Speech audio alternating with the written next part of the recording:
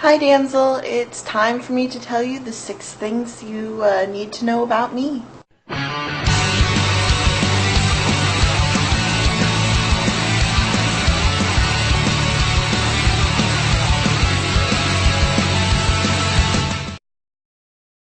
I know you hate fox, but it just so happens that I love foxes, and most people don't know, but I do have a tattoo of a fox on my back. I seem to have this problem where I only like guys who are a lot older than me, especially actors, because I end up liking them when they're like 20, and then now they're like in their 40s, and I can't really stop that. Yeah.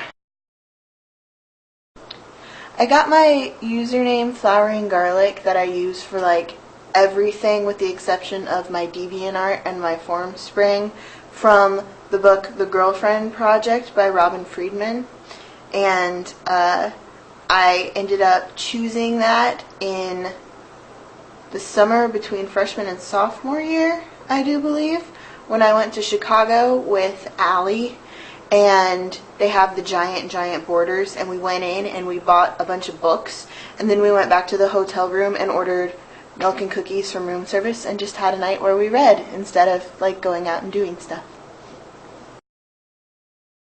My favorite actress is Marion Cotillard, and I love her because not only has she been acting like speaking another language, but she's actually able to do accents in that other language. I mean, who can manage to not only speak in another language but do an accent? Most people can't do accents in their own language. It just mind-boggling to me, like beyond amazing. She's just brilliant. Yeah, she's just brilliant.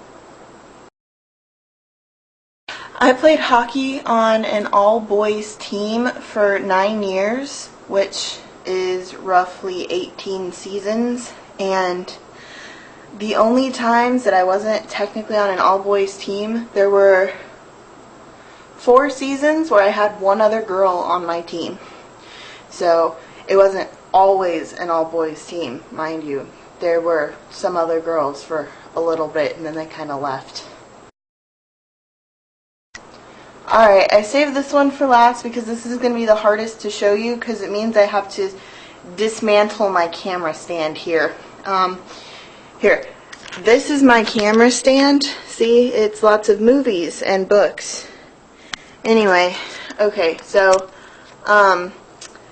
I told you in my last video that my favorite books are The Eight and the Fire by Catherine Neville, but I've taken it like a step further to like past the obsession stage, which is kind of bad, but I'm collecting every cover of The Eight and the Fire ever printed in whatever language I can find.